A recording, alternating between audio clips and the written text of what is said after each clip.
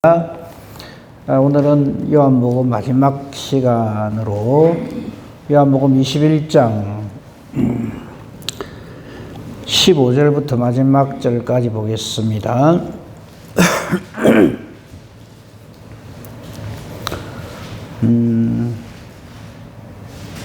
말씀 봉독은 18절, 19절 보겠습니다. 제가 읽겠습니다. 내가 진실로 진실로 내게 이르노니 네가 젊어서는 스스로 띠띠고 원하는 곳으로 다녔거니와 늙어서는 네 팔을 벌리리니 남이 내게 띠띠우고 원하지 아니하는 곳으로 데려가리라.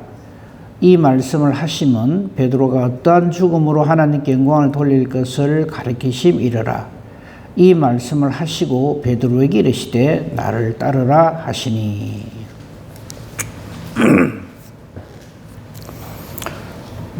이제 21장으로 요한복음이 끝이 납니다. 근데 이제 이때 이 예수님께서 이 갈릴리 바다에서 제자들을 볼 것이다 라고 말씀하신 이후에 실제로 만났을 때 또 한 번에 그 옛날 갈릴리 바닷가에서의 예수님의 하나님 되심을 이렇게 보여주시죠. 많은 물고기를 잡음으로써 다른 사람도 안 놔두고 베드로만 집중해 봅시다. 베드로에게 주님의 하나님 되심과 또 그에게 사명을 주셨던 것, 네 이름을 게바라 하리라, 베드로라 하리라, 그리고 네가 사람 낚는 어부가 되게 하리라, 이렇게 말씀하신 것 다시 한번 상기시켜 주시는 이런 은혜를 지금 예수님은 베드로에게 주고 계시죠. 그 내용을 조금 더 자세히 살펴보겠습니다. 우리 15절부터 17절까지 예수님이 세 번이나 베드로에게 동일한 질문을 하시죠. 네가 나를 사랑하느냐. 이제 이걸 가지고 첫 번째 질문은 이랬어요. 네가 이 사람들보다 나를 더 사랑하느냐, 이렇게 질문을 하셨고요. 두 번째는 그냥 네가 나를 사랑하느냐, 세 번째 똑같이 네가 나를 사랑하느냐, 이렇게 질문을 예수님이 하십니다. 이제 이것에 대해서 이제 많은 성경 연구하는 사람들은 베드로의 세 번 부인에 대한 예수님의 세 번의 질문이다, 이렇게 접근을 합니다. 저도 그렇게 그 의견에 그렇게 반대는 하지 않습니다. 근데 이걸 굳이 베드로가 예수님을 세 번 부인했다고 해서 예수님이 베드로에게 추궁하듯이 힐문하듯이 그렇게 질문을 하신 것이라기보다도 앞으로 베드로가 가야 할 길에 이 마음을 초심을 잊지 말아라 하는 그런 의미로 이 질문을 하셨다고 생각을 합니다. 우선 첫 번째 질문에서 좀 주목했으면 싶은 것이 이렇게 예수님이 질문을 하십니다. 네가 이 사람들보다 나를 더 사랑하느냐. 15절에 그 말씀이 나오죠. 그래서 이 사람들보다 할 적에 그 사람들 그 옆에 보면 조그맣게 숫자가 하나 기록되어져 있습니다. 2번 조그맣게 기록되어 있죠. 그래서 우리가 성경을 읽을 적에요, 이렇게 조그맣게 기록되어 있는 이런 것들은 꼭 이렇게 확인을 하고 찾아보고 읽으면 좀 더 이렇게 이해가 잘 됩니다. 거기 보면 이 사람들보다 이렇게 되어 있고요. 그 2번 밑에 내려가 보면 또는 것들보다 이렇게 되어 있어요. 그러니까 이것들보다 나를 더 사랑하느냐, 이렇게 질문하시는 거예요. 여기서 말하는 것은, 이것들이라고 하는 것은 뭐냐면 꼭 사람뿐만 아니라 좀 전에 우리가 어제 봤습니다만 물고기 153마리를 잡았잖아요. 11절에 그 물고기 세 보니까 153마리거든요. 그러니까 이 153마리 이런 물고기들보다 나를 더 사랑하냐, 꼭 그런 말보다도 우리가 이 세상을 살다 보면은 하나님을 가장 사랑해야 되는데 자꾸 하나님 자리에 다른 엉뚱한 것을 놓는단 말이죠. 그것은 물질일 수도 있고 혹은 위치일 수도 있고 자리일 수도 있고 어떤 지위일 수도 있고 또 사람일 수도 있고. 그러니까 저와 여러분이 하나님 앞에서 믿음으로 살아가는 동안에 수없이 많은 것들이 하나님의 자리를 대신할 경우가 참 많습니다. 그래서 심지어는 이것이 하나님 뜻이 이렇다 하는 걸 알면서도 놀랍게도 그것을 배신하는 경우가 있거든요. 베드로 역시 그랬습니다. 그런 차원에서 뭐 세 번의 부인에 대한 세 번의 추궁성 질문이다 이렇게 해석하는 것도 뭐 일맥상통한다고 생각할 수 있죠. 베드로는 그때 하나님의 뜻, 하나님 말씀보다 자기 생각이 더 앞섰어요. 왜 예수님이 십자가를 지려 하시나? 가만히만 계시도 왕이 될 파인데 이거였거든요. 그러다 보니까 하나님의 뜻보다는 자기 생각이 이루어지기를 원해서 별 희한한 짓을 다 했죠. 십자가도 가로막고. 거기에 대한 예수님의 질문입니다. 네가 지금까지 이렇게 살아왔지 않느냐?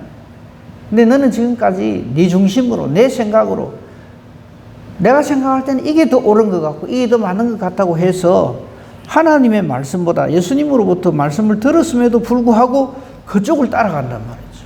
오늘날 우리도 마찬가지죠.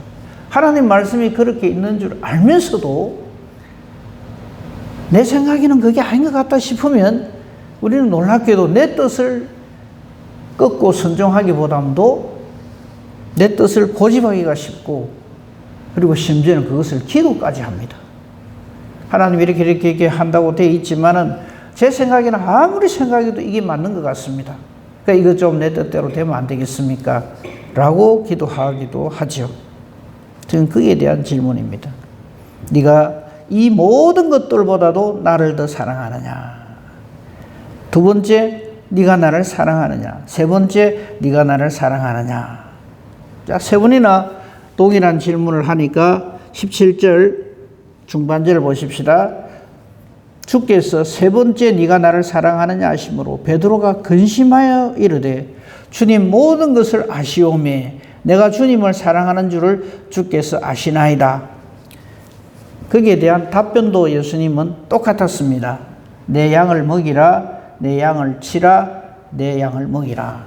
즉 베드로가 앞으로 해야 할 일에 대해서 확실한 사명을 주시는 거죠. 그러니까 지금 베드로를 부르셨잖아요. 그렇죠? 불러가지고 게바라 하리라. 즉 베드로라 하리라. 그리고 네가 사람 낚는 어부가 되게 하리라. 이걸 우리는 소명이라 그러죠. 하나님의 뜻을 위하여서 베드로를 불러주시고 그리고 그에게 사명을 주시는 거죠.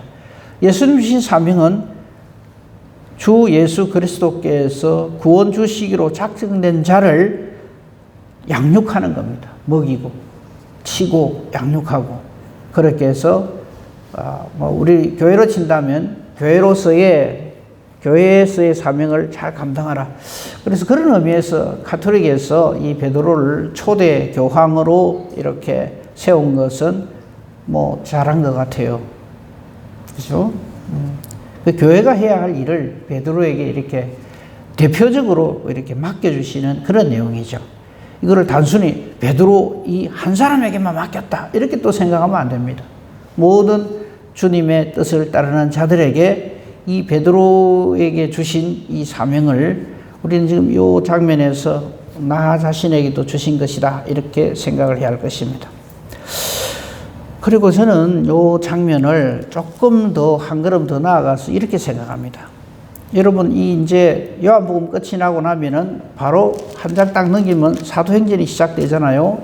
이 사도행전에 뭐 많은 하나님의 사도들이 등장을 해서 주의를 감당하지만 가장 대표적으로 쓰임 받는 두 사도가 있죠. 베드로와 사도 바울. 이 두 사람의 이 공통점이 있고 차이점이 있죠. 제일 큰 차이점은 베드로는 처음부터 예수님이 불러가지고 3년간 이렇게 양육시키고 훈련시킨 다음에 성령 충만함을 받게 해서 사도로서 예루살렘 교회의 대표자로서 예수의 증인된 삶을 살게 하셨죠. 반면에 사도 바울은 처음에는 완전히 예수님의 대적자였죠. 그렇죠? 그러다가 다메섹 도상에서 예수님을 만나서 완전히 새로운 피조물로 변화 중생되고 성령으로 충만함을 입어서 예수 이름을 땅 끝까지 전하는 자가 되죠. 저는 이 갈릴리 바다에서의 예수님이 베드로에게 내 양을 먹이라 하면서 세 번이나 이렇게 질문하시고 베드로를 이렇게 다시금 새롭게 만나주신 것은 베드로에게 있어서의 다메섹 사건이라고 생각을 합니다. 만약에 이때 예수님이 베드로에게 아이고 저 인간 저거는 뭐 좀 일 좀 할란가 싶어서 불렀더만은 그냥 사실 요 앞에까지 예수님이 이 세 번의 이 사명을 주신 게 없으면 베드로로서는 무슨 연필로 주의를 하겠습니까? 십자가를 가로막았죠. 세 번이나 부인했죠. 누가 이렇게 질문을 한다면 뭐라고 답하겠습니까? 이 인간아, 네가 무슨 예수님의 수제자냐? 네 한 짓을 한번 생각해봐라.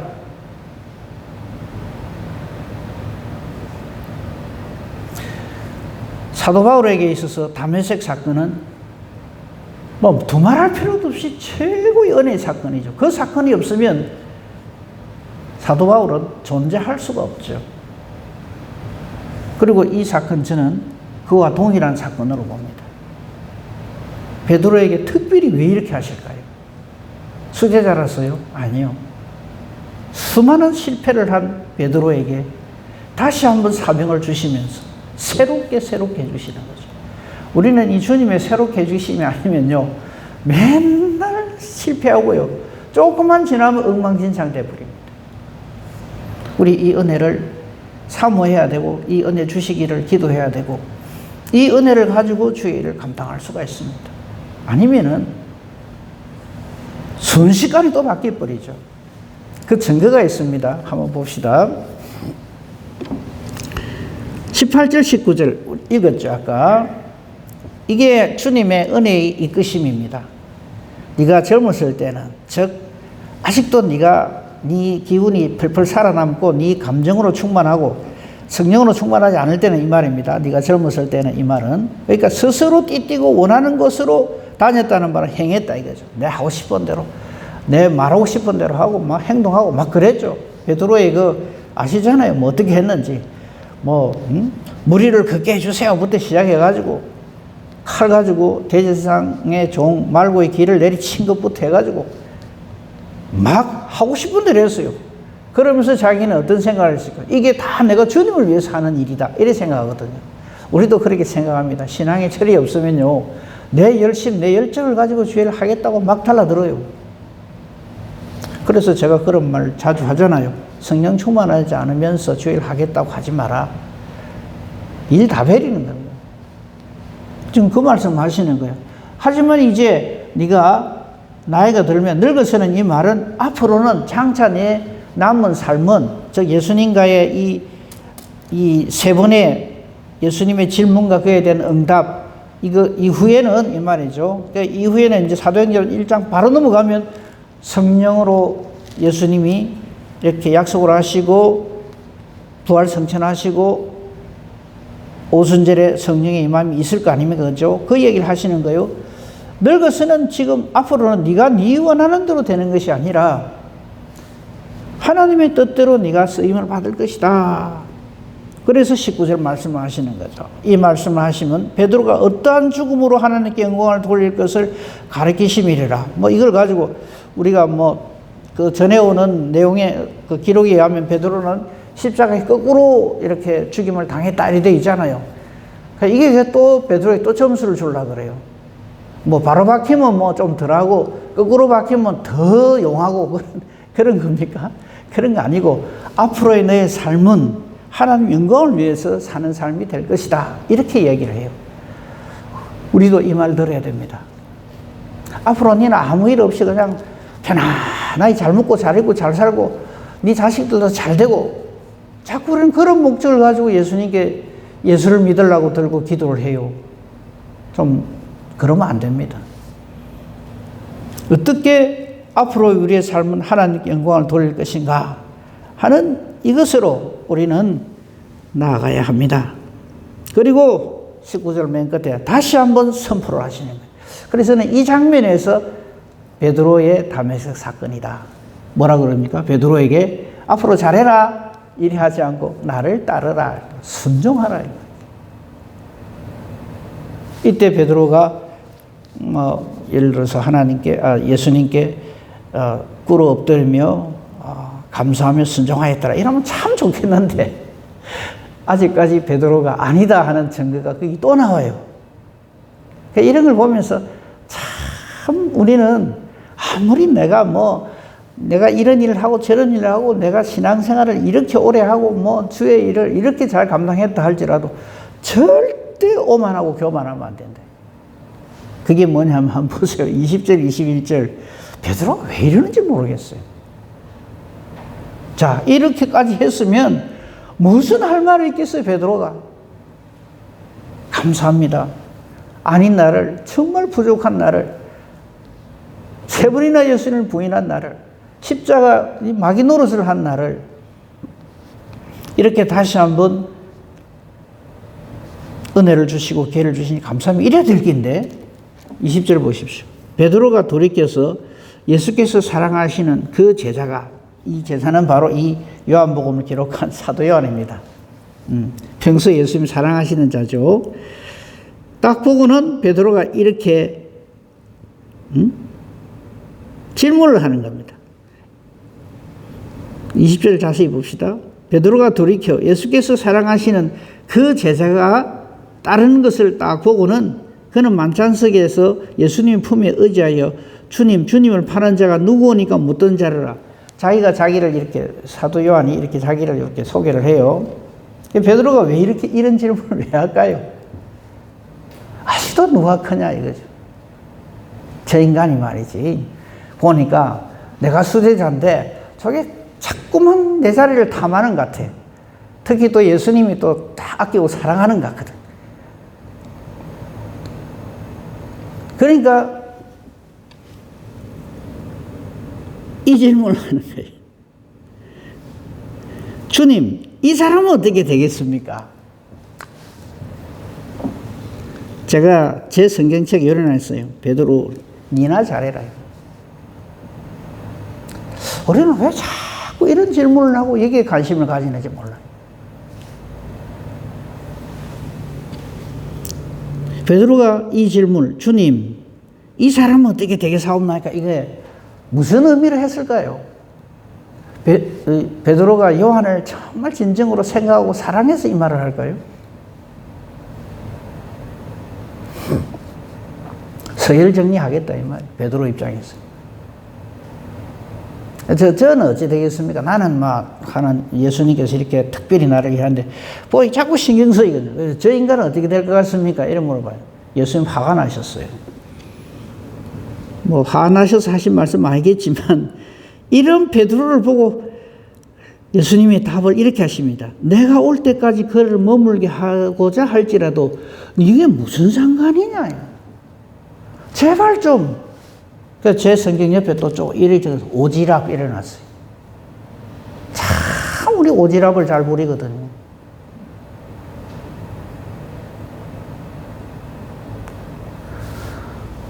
주님의 뜻을 깨달아 알면 거기에는 제발 딴 생각하지 마. 거기에 순종만 하면 돼요.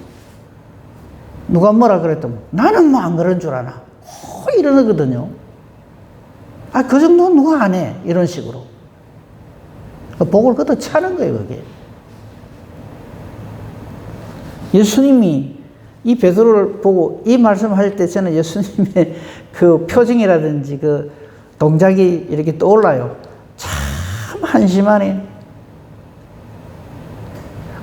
내가 니한테 그만큼 은혜를 베푸고 이리 했으면 감사하고 예, 알겠습니다. 감지덕지 이래야 될 텐데. 제 인간은 어찌 되는데요?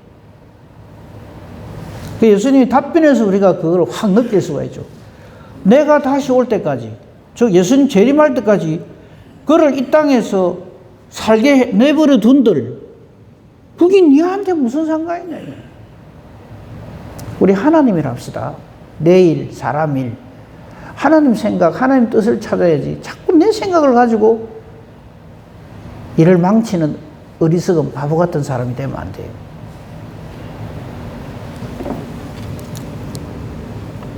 내가 올 때까지 그를 머물게 하고자 할지라도 네게 무슨 상관이냐. 제발 엉뚱한 생각하지 말고 너는 나를 따르라. 주님 말씀 순종만 하면 돼요. 우리 신앙생활 하는 데서 제일 큰 걸림돌이 바로 이런 거예요. 인간관계. 이게 다벨입니다.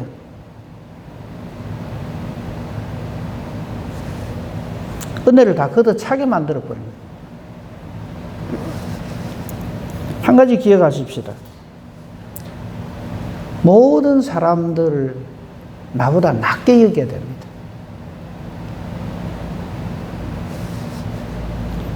그렇게만 생각하면 되는데 그게 안 되죠. 성령 충만 안 하면 절대 그거 안 됩니다. 감당치 못할 은혜를 받고 있으면서도 지금 여기 보십시오. 내 양을 먹이려 해가지고 이 엄청난 은혜를 복을 주시는데도 베드로는 관심이 이겁니다. 야, 저 인간 저건 어찌 될꼬? 혹시 저기 내보다 더 복을 많이 받을까? 내가 올 때까지 그를 여기 이 땅에 더 살도록 해버려 둔들 그게 니하고 무슨 상관이냐? 받은 은혜 정말 감사합시다. 마물에 찢기만도 못한 나를 이렇게 불러서 구원해 주신 그거 하나만으로 우리는 더 할 말이 없는 감사와 감격으로 충만한 사람이 되어야 됩니다. 하긴 그게 그래 됩시다 한다고 해서 될 일이 아니죠. 성령으로 충만하지 않고는 절대 그렇게 되지 않죠. 그랬더니 이거 가지고 또 파장이 또 일어나요.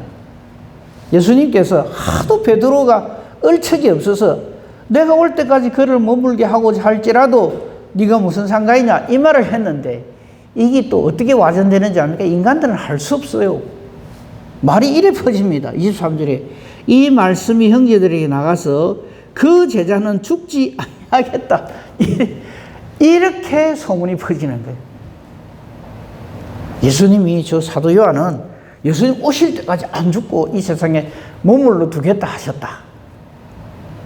할 말 없죠. 요한복음의 마지막 장에서 우리는 또 한 번의 인간의 악취를 봅니다. 악취를 맞습니다. 제발 우리 이런 인간으로 그렇게 머물거나 전락해서는 안 됩니다. 실상은 그게 아니라는 것을 친절하게 23절에 말을 하고 있습니다. 그 제자는 죽지 아니하겠다 하였으나 예수의 말씀은 그가 죽지 않겠다 하신 것이 아니다. 이게. 내가 올 때까지 그를 머물게 하고자 할지라도 니한테 그게 무슨 상관이냐. 이거. 니나 잘해라. 이 말. 딱 맞죠? 니나 똑바로 잘해라. 이거.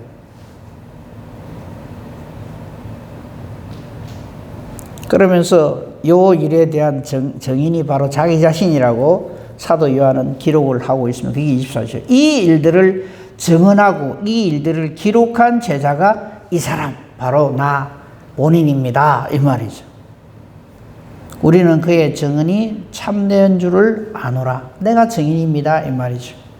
그리고 25절. 이거 외에도 수많은 예수님의 놀라운 행적들, 말씀들이 많이 있다 이거죠. 예수께서 행하신 일이 이 외에도 많으니 만일 낱낱이 기록된다면 이 세상이라도 이 기록된 책을 두기에 부족할 줄 아노라. 아멘. 이 말씀은 정말 이게 엑기스만 적었지 그 외에 말도 못할 엄청난 주님의 하나님 되신가 우리 인간의 아닌 모습들이 엄청나게 많이 있다. 지금도 마찬가지죠. 이제 요한복음을 마치면서 우리 예수님 닮읍시다. 베드로처럼 그냥 맨날 그냥 그 은혜를 받고 그 놀라운 걸 듣고도 저 인간은 어찌 됩니까? 이런 인간 더 이상 되지 말고 만나주신 베드로를 만나주신 예수님 아까 말씀드린 대로 베드로에게 있어서는 이것이 바울에게 있어서의 다메섹 사건과 똑같은 겁니다. 지금도 우리 주님은 우리를 그렇게 부르고 계십니다.